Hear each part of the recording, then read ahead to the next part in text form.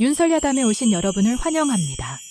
오늘 하루도 윤설야담과 함께 행복하셨으면 좋겠습니다. 지금 구독과 좋아요 눌러주세요. 그럼 오늘의 야담 시작합니다. 옛날 옛적 조선 땅 어느 고을에 돌쇠라는 머슴이 살고 있었습니다. 남들은 그를 보며 박복하다 여겼지만 돌쇠는 스스로를 복 많은 사람이라 생각하였지요.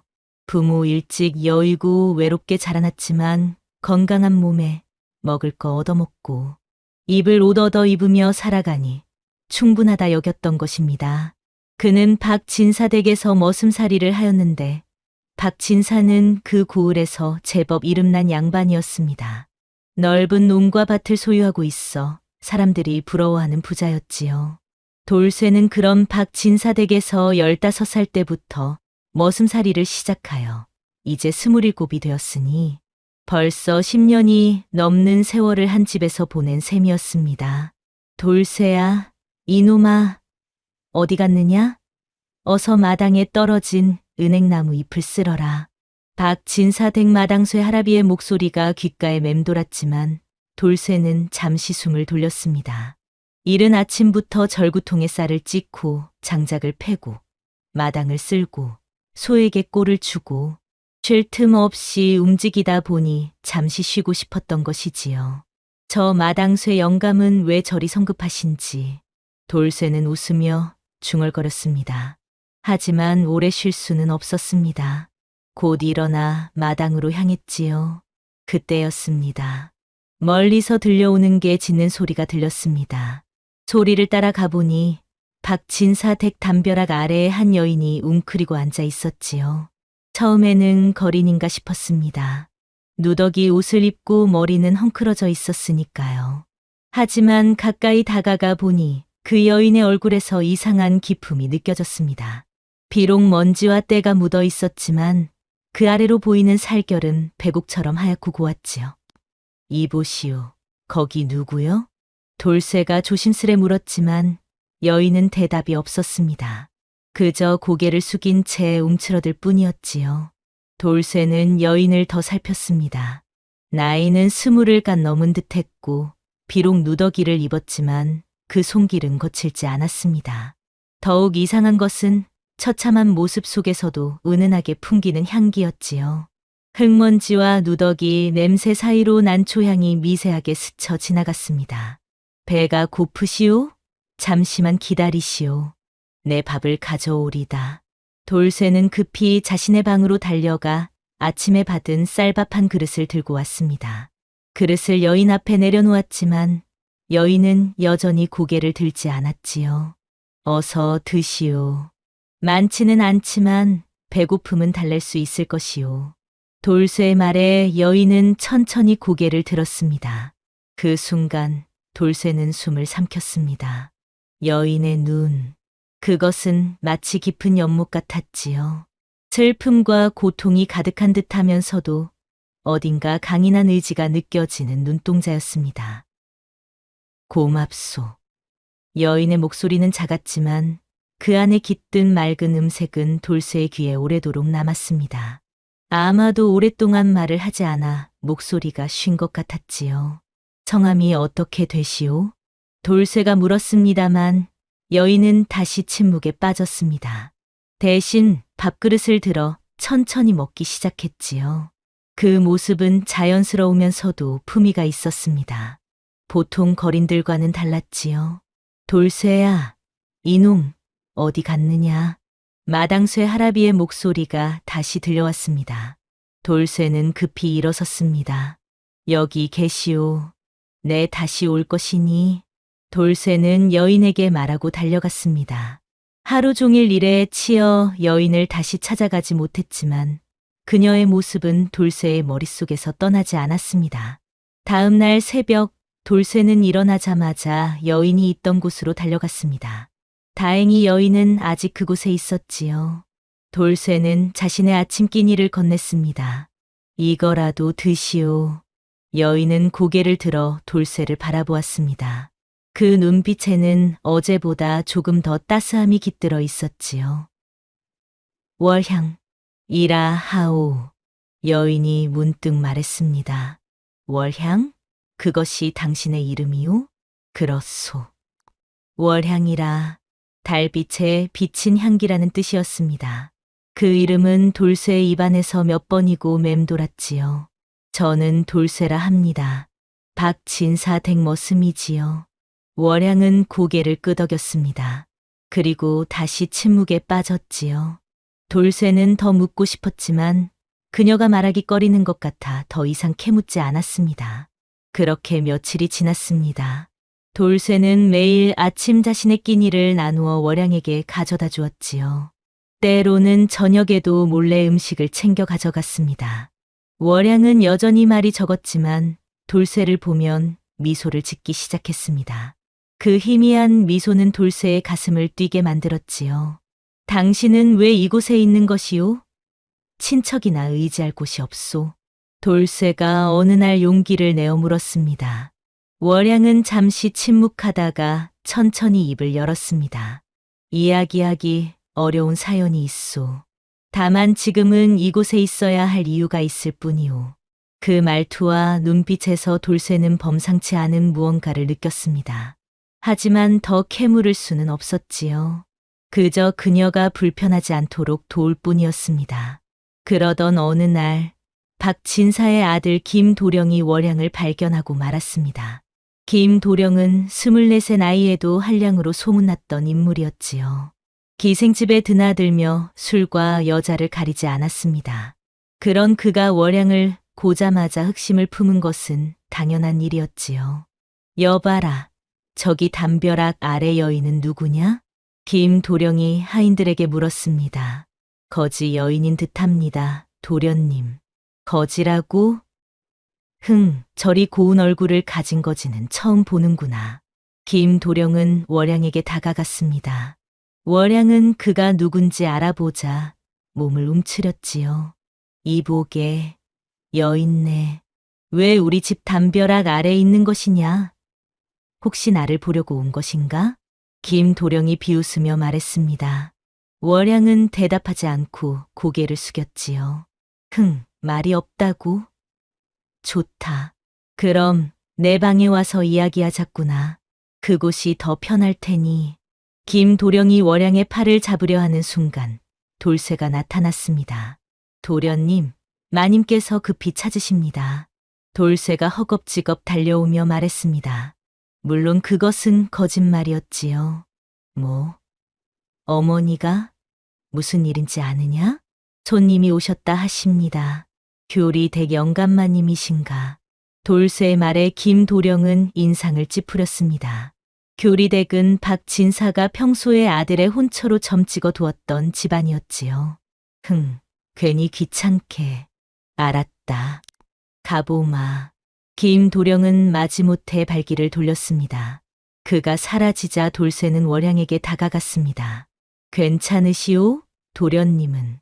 조심하셔야 합니다. 성정이 포악하고 여인을 괴롭히는 일이 잦으시지요. 월양은 고개를 끄덕였습니다. 알고 있소. 고맙소. 돌쇠. 그녀가 돌쇠의 이름을 부르는 것은 처음이었습니다. 돌쇠는 가슴이 따뜻해지는 것을 느꼈지요. 여기는 이제 안전하지 않을 것 같소. 제가 더 나은 곳을 찾아드리리다. 돌쇠는 월양을 안채 뒤편 창고 근처로 안내했습니다. 그곳은 사람들의 눈에 잘 띄지 않는 곳이었지요. 이곳이 좀 더 안전할 것이오. 도련님도 이곳까지는 잘 오지 않소. 월양은 조용히 고개를 끄덕였습니다. 그리고 돌쇠를 바라보았지요. 당신은 어찌 이리 친절한 것이오? 돌쇠는 쑥스러운 듯 웃었습니다. 별다른 이유는 없소. 그저 돕고 싶을 뿐이오. 월양의 눈에 이상한 빛이 스쳤습니다. 마치 오랜 시간 얼어붙었던 호수에 봄바람이 불어 얼음이 녹기 시작하는 것처럼 보였지요. 그날 이후로 돌쇠는 더 조심스럽게 월양을 돌보았습니다. 음식뿐만 아니라 깨끗한 물과 때로는 헌 옷까지도 가져다 주었지요. 그리고 김도령의 움직임을 살피며 월양이 위험에 처하지 않도록 주의했습니다. 하지만 김도령은 쉽게 포기하는 성정이 아니었습니다. 그는 어느 날 술에 취해 돌아오다 우연히 창고 근처에서 월양을 다시 발견했지요. 아, 여기 있었구나. 내가 그동안 찾아다녔다네. 김도령이 비틀거리며 다가왔습니다. 월양은 몸을 웅크렸지요. 이리 오게. 내 방에서 술 한잔 하세. 춥지도 않고 좋을 텐데. 그가 월양의 손목을 잡으려 하는 순간 뒤에서 소리가 들렸습니다. 도련님, 큰일 났습니다. 마님께서 갑자기 쓰러지셨습니다. 돌쇠가 허겁지겁 달려오며 외쳤습니다. 역시 거짓말이었지만 김도령은 술김에 그것을 의심하지 않았지요. 뭐라고? 어머니가? 김도령은 황급히 안채로 달려갔습니다. 돌쇠는 그가 사라지자마자 월양에게 다가갔습니다. 빨리 다른 곳으로 가야 합니다. 도련님이 돌아오면 위험할 것이오. 돌쇠는 월양을 데리고 헛간으로 향했습니다. 그곳은 평소에 사람들이 거의 가지 않는 곳이었지요. 여기 있으시오. 내 곧 돌아오리다. 돌쇠는 급히 자신의 방으로 돌아가 짚을 몇 뭉치 가져왔습니다. 그것으로 월양이 누울 자리를 만들었지요. 이게 최선입니다만 너무 불편하시오? 월양은 고개를 저었습니다. 충분하오. 돌쇠, 내가 당신에게 빚을 많이 지고 있소. 그녀의 목소리는 깊은 감사함이 묻어났습니다. 돌쇠는 가슴이 따뜻해지는 것을 느꼈지요. 아니오, 빚이라 생각지 마시오.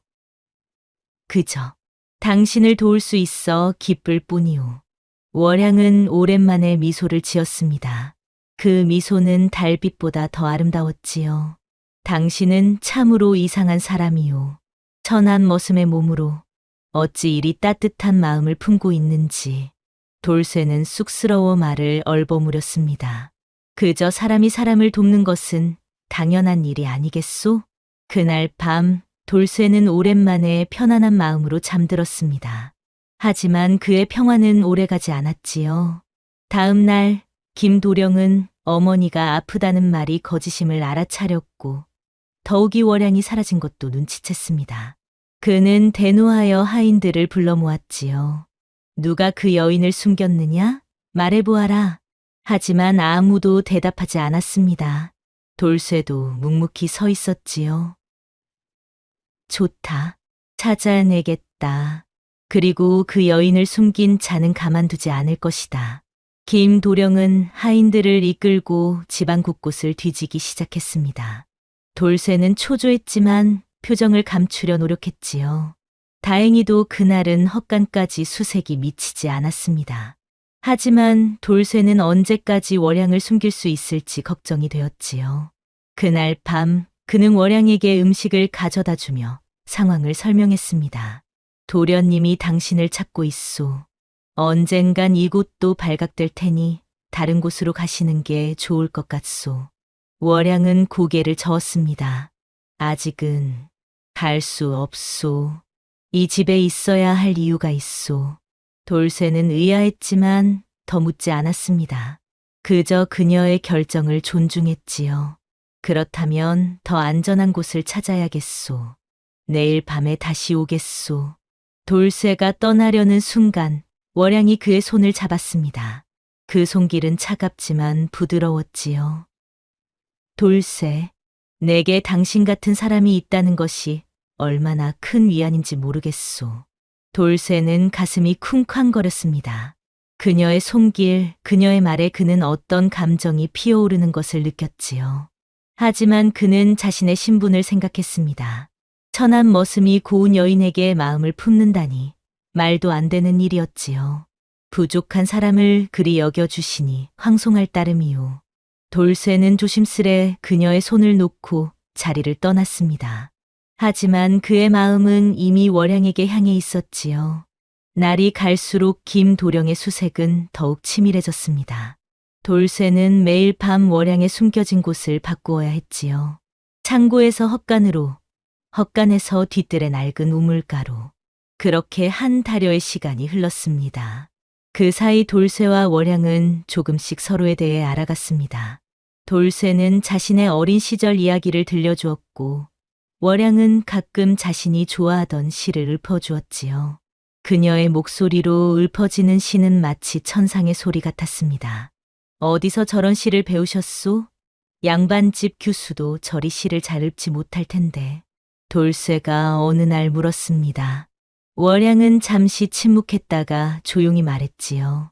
내 어릴 적 많은 것을 배웠소. 그 이상은 말하지 않았지만 돌쇠는 그녀가 보통 신분이 아님을 직감했습니다. 하지만 그는 묻지 않았지요.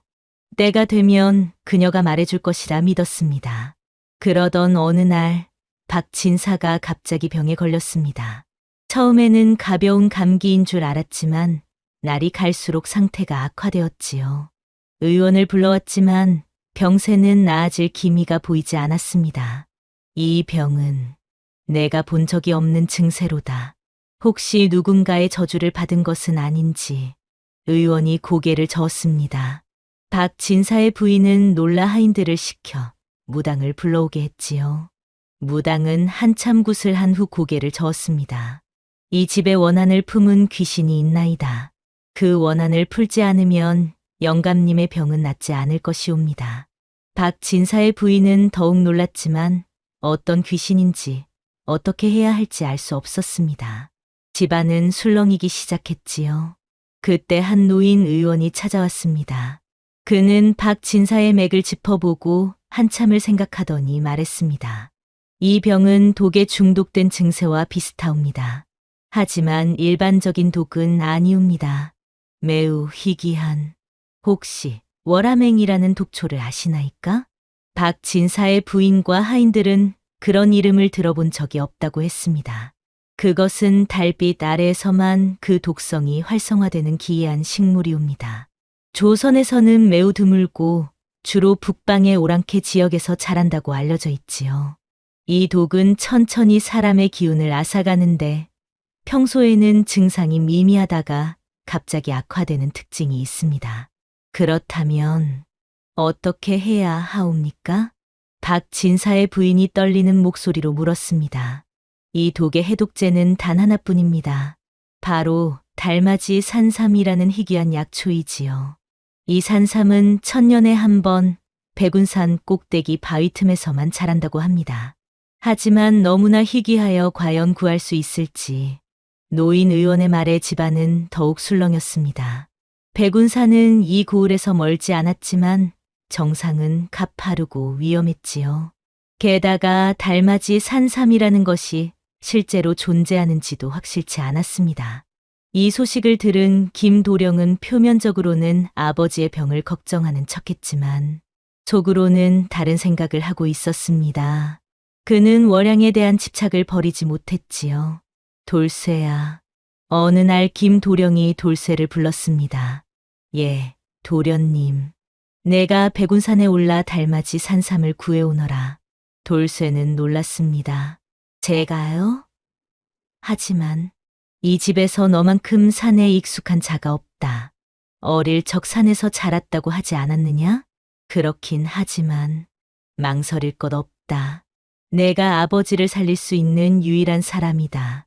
성공하면 큰 상을 내리겠다. 돌쇠는 머뭇거렸습니다.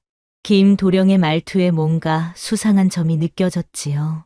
하지만 박진사의 병을 치료할 수 있다면 그것은 해볼 만한 일이었습니다.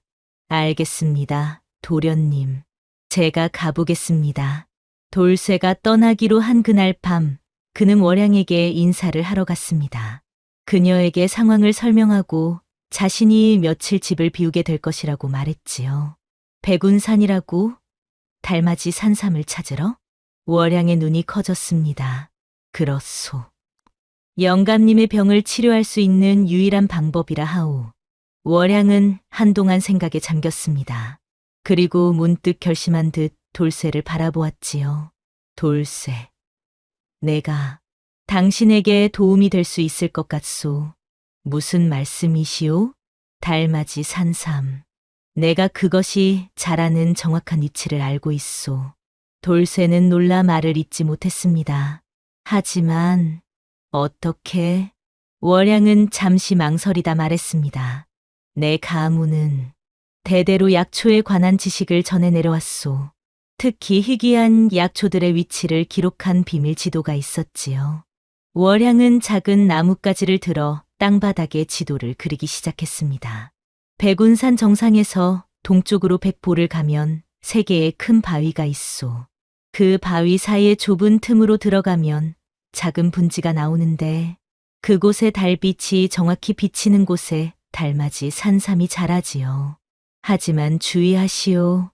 그곳에는 여우와 맹수들이 살고 있다 하오.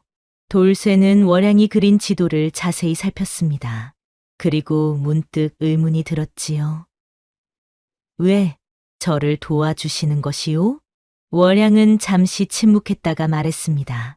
당신은 내게 친절했소. 그것만으로도 충분한 이유 아니겠소? 그녀의 눈빛에는 말하지 않은 무언가가 더 있는 듯했지만 돌쇠는 더 묻지 않았습니다. 고맙소, 월향. 당신의 도움으로 반드시 달맞이 산삼을 구해오겠소. 돌쇠가 떠나려는 순간 월향이 그의 팔을 잡았습니다. 조심하시오, 돌쇠. 그리고 돌아오시오. 그녀의 목소리에는 진심 어린 걱정이 담겨 있었습니다. 돌쇠는 가슴이 따뜻해지는 것을 느꼈지요. 반드시 돌아오겠소. 다음 날 새벽, 돌쇠는 백운산으로 향했습니다. 그에게는 세일 분량의 양식과 물, 그리고 월양이 알려준 지도가 머릿속에 새겨져 있었지요. 백운산은 높고 험했습니다. 돌쇠는 하루 종일 걸어 겨우 중턱에 도달했지요. 날이 저물자 그는 작은 동굴을 찾아 그날 밤을 보냈습니다. 이튿날 그는 다시 산을 오르기 시작했습니다. 길은 점점 더 가파르고 위험해졌지요. 몇 번이나 미끄러져 다칠 뻔했지만 그는 포기하지 않았습니다. 마침내 해가 질 무렵 돌쇠는 산 정상에 도달했습니다. 그는 월양이 말한 대로 동쪽으로 향했지요. 과연 100보쯤 걸었을 때 3개의 큰 바위가 나타났습니다. 바로 이곳이로구나. 돌쇠는 바위 사이의 좁은 틈으로 몸을 밀어 넣었습니다.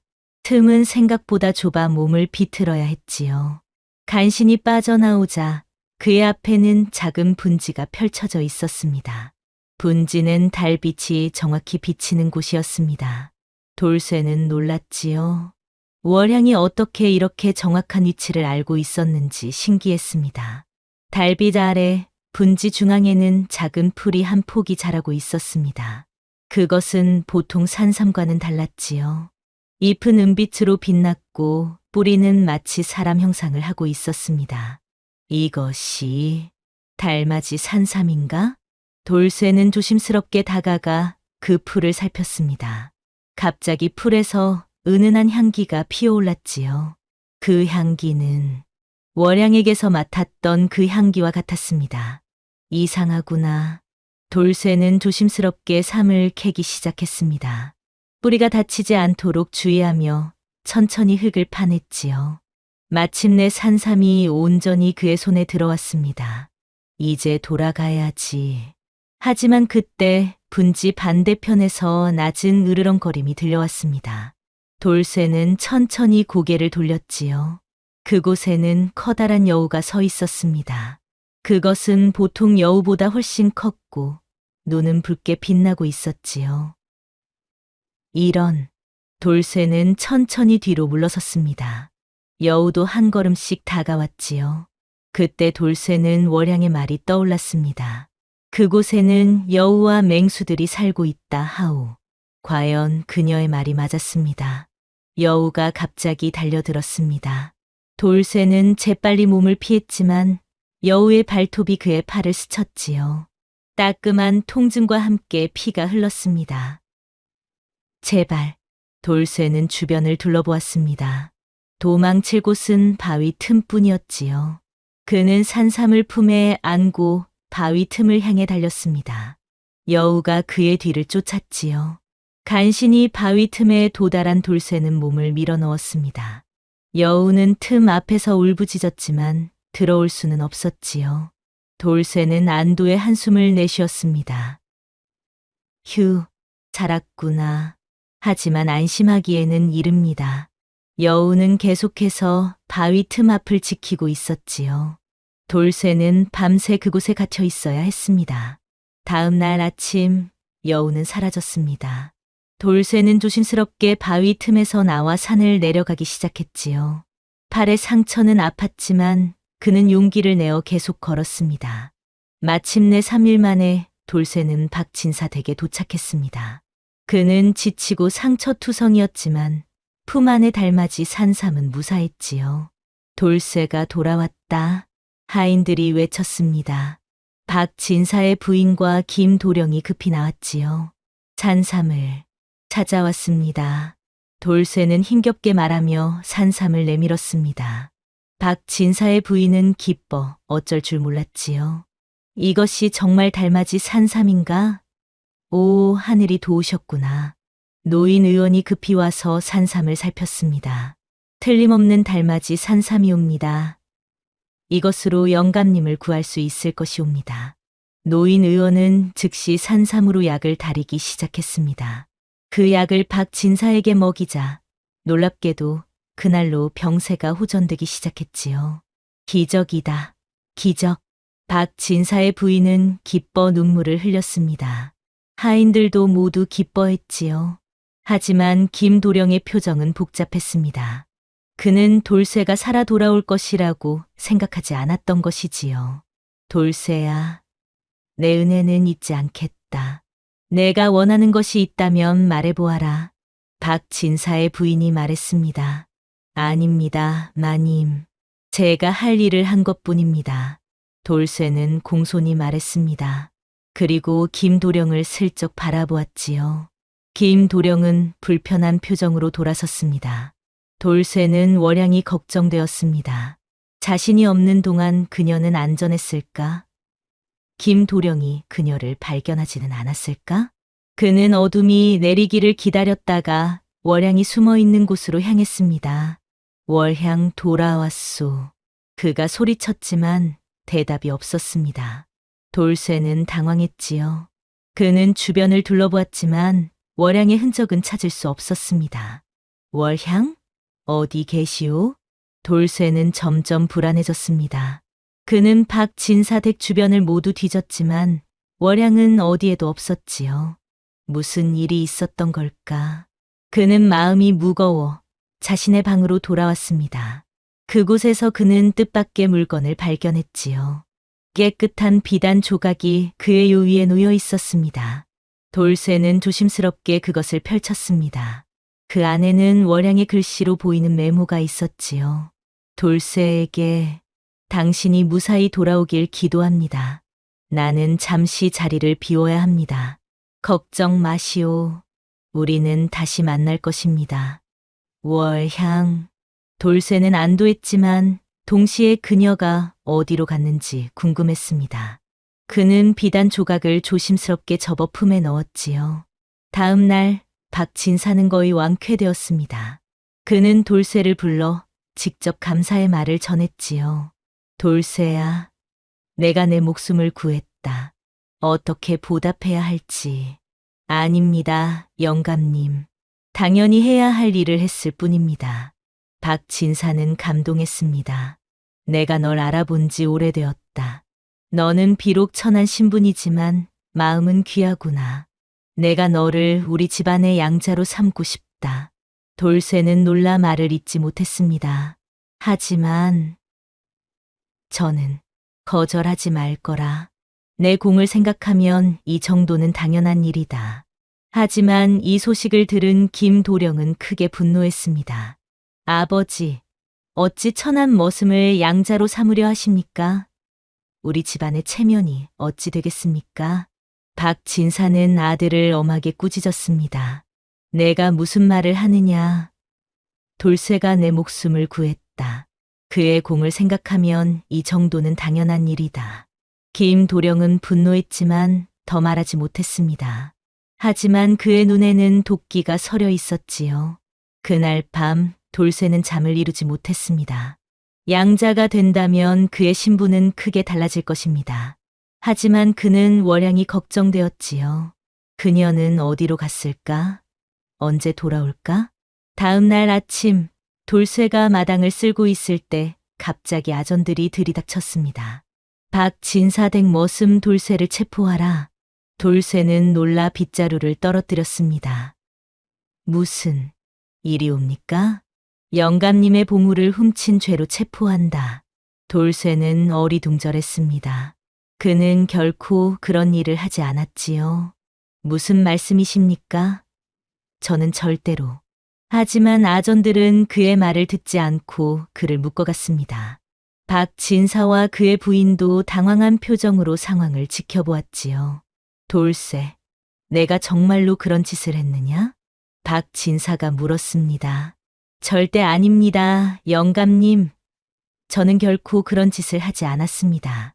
하지만 그때 한 아전이 돌쇠의 방에서 무언가를 찾아냈습니다. 그것은 박진사의 보물 인장이었지요. 이것이 증거다. 아전이 외쳤습니다. 돌쇠는 충격을 받았습니다. 그는 그런 것을 훔친 적이 없었지요. 저는 그런 적이 없습니다. 누군가 저를 모함하려는 것입니다. 그의 눈에 김도령이 보였습니다. 김도령은 만족스러운 미소를 짓고 있었지요. 돌쇠는 그제야 상황을 이해했습니다. 김도령이 자신을 모함한 것입니다. 영감님, 도련님이. 하지만 그의 말은 끝까지 들리지 않았습니다. 아전들은 그를 끌고 관하로 향했지요.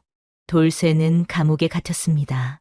그는 암담했지만 진실이 밝혀지리라 믿었지요. 하지만 김도령의 계략은 그가 생각한 것보다 더 교묘했습니다.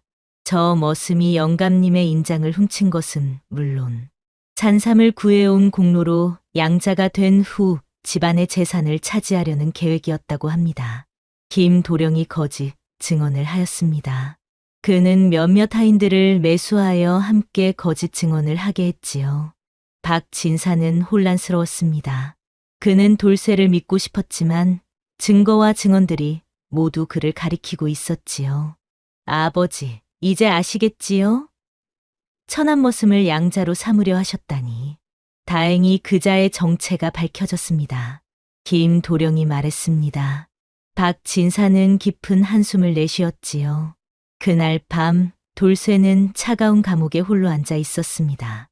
그는 월양을 생각했습니다. 그녀가 어디에 있는지 무사한지 걱정되었지요. 월향, 당신은 어디에 있소? 그때 감옥 창문 밖에서 작은 소리가 들렸습니다. 돌쇠는 놀라 고개를 들었습니다.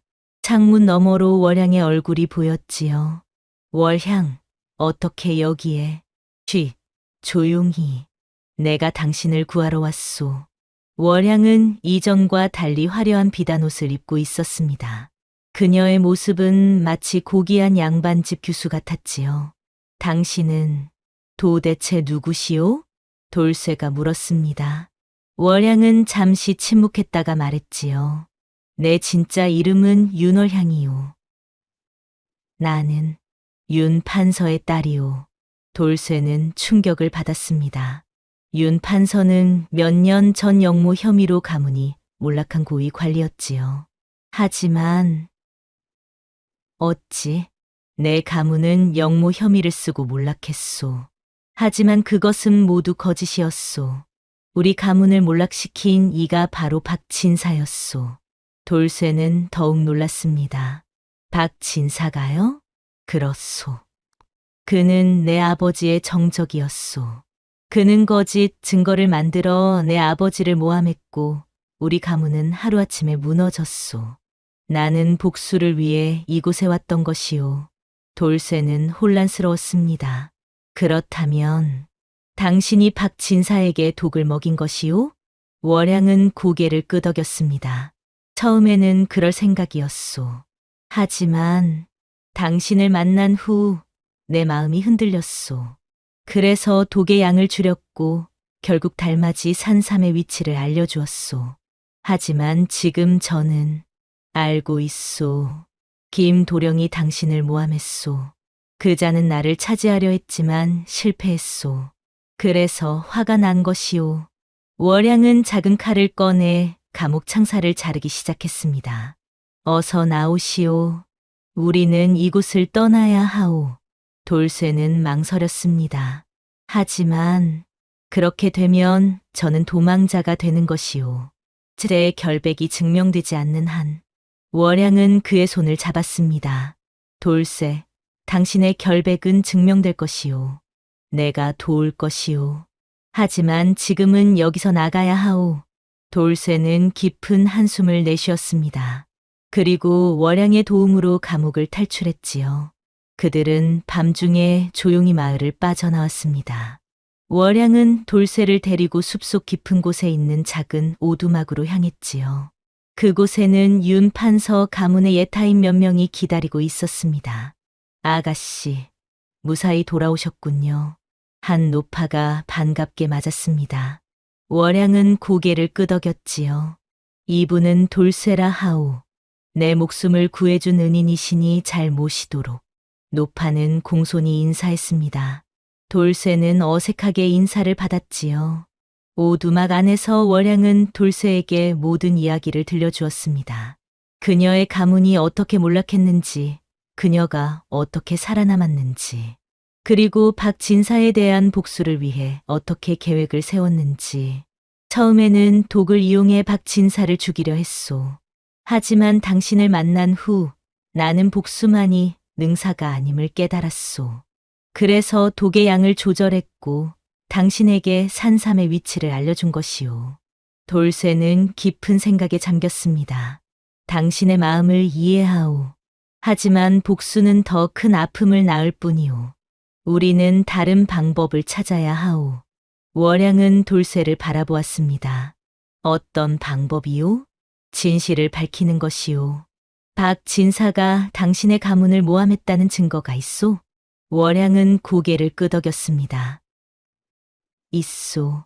내 아버지가 남긴 비밀 문서가 있소. 그것은 박진사가 어떻게 거짓 증거를 만들었는지 상세히 기록되어 있소.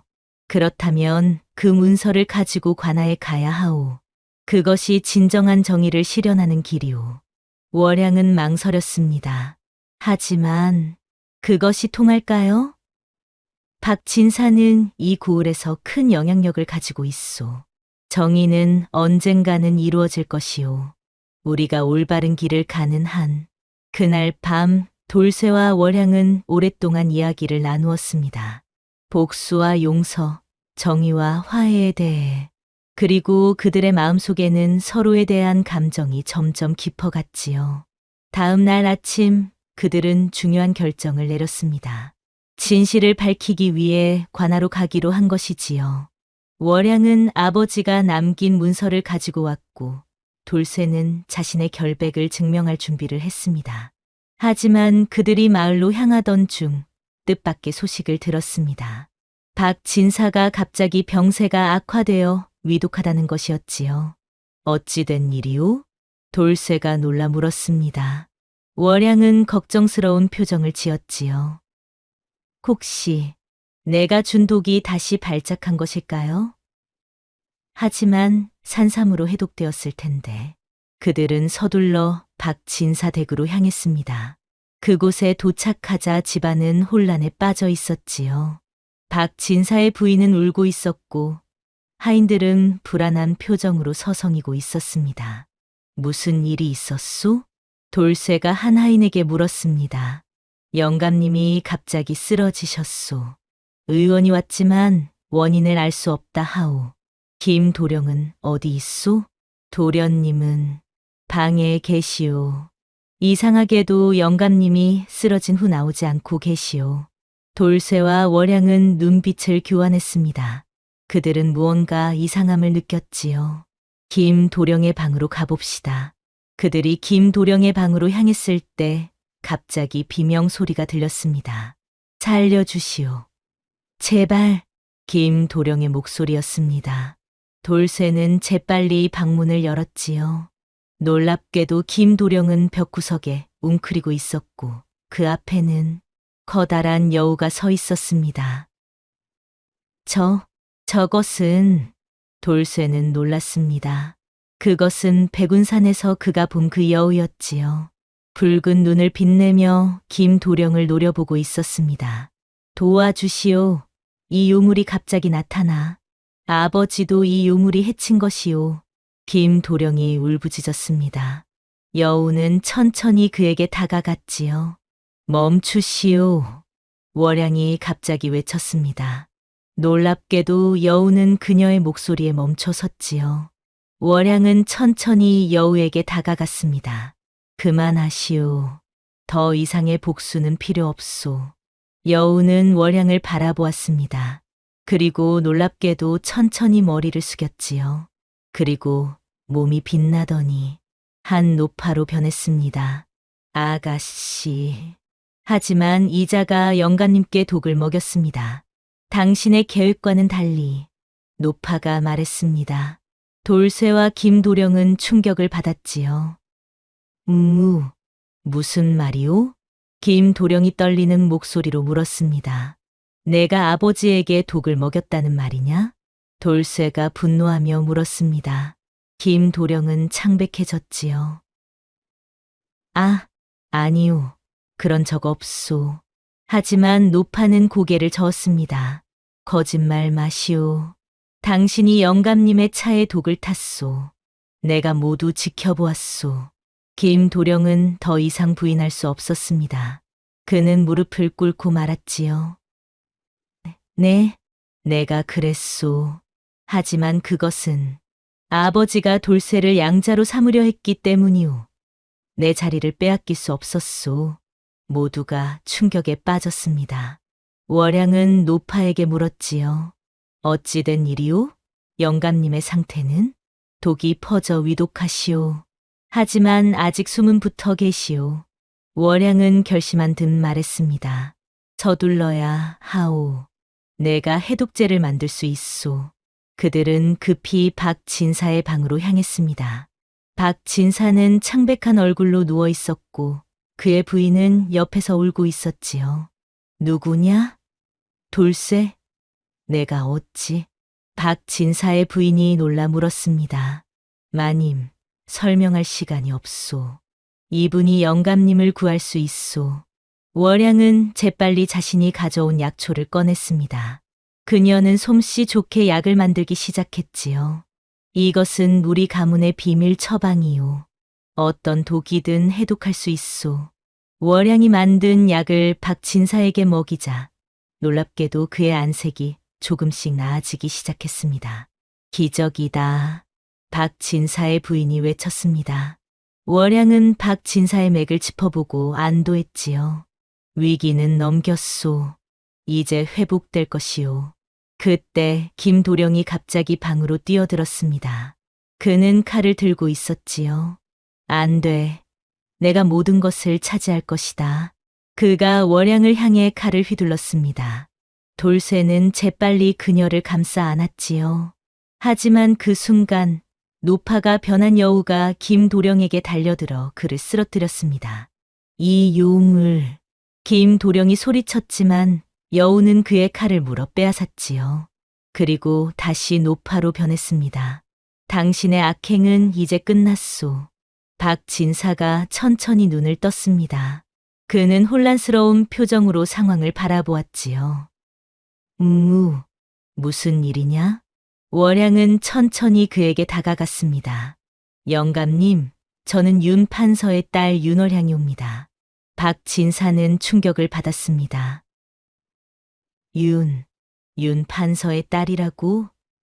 하지만 그 가문은 저희 가문이 몰락한 것은 영감님의 모함 때문이었습니다. 월양은 천천히 자신이 가져온 문서를 펼쳤습니다.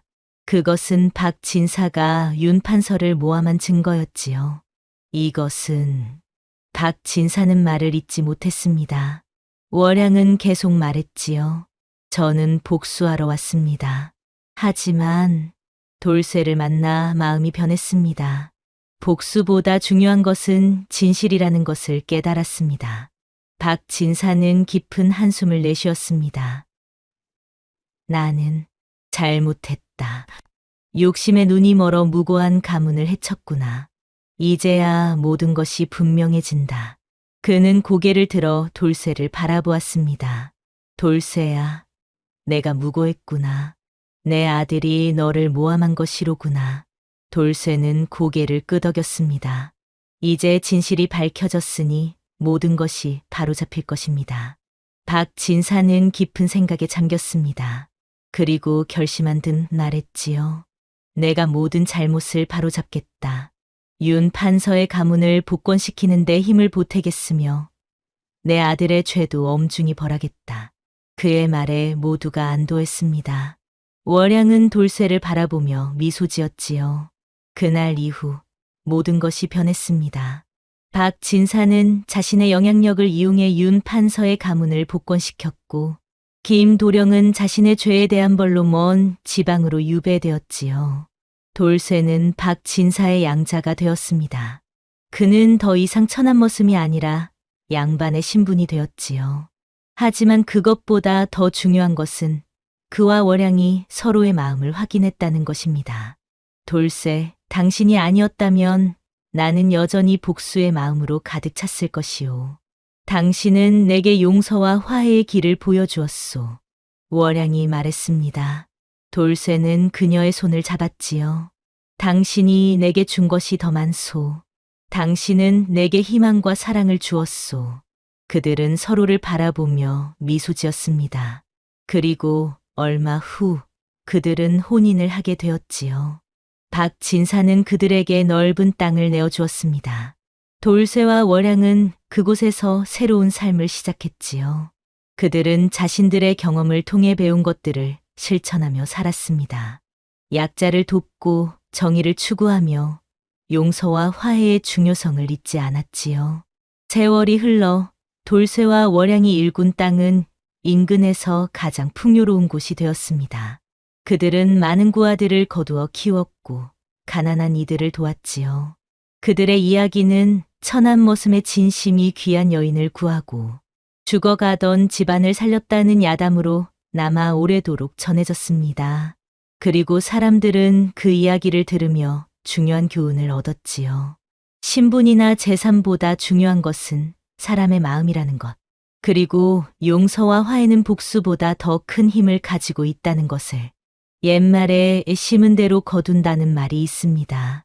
돌쇠는 선한 마음으로 월양을 도왔고 그 선행은 결국 자신에게 큰 복으로 돌아왔지요.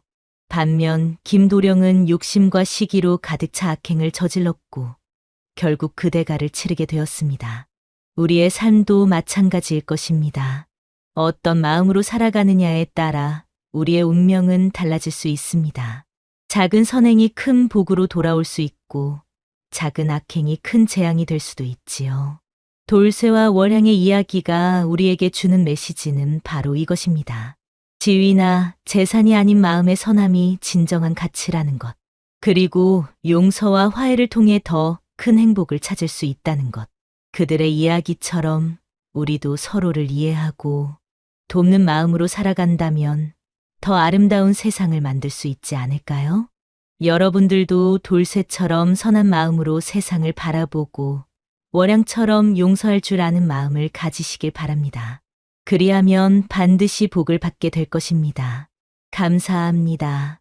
윤설야담의 다음 영상을 빠르게 만나보시려면 좋아요와 구독을 눌러주세요. 그럼 더 재미있는 영상으로 찾아뵙겠습니다. 모두 행복한 하루 보내세요.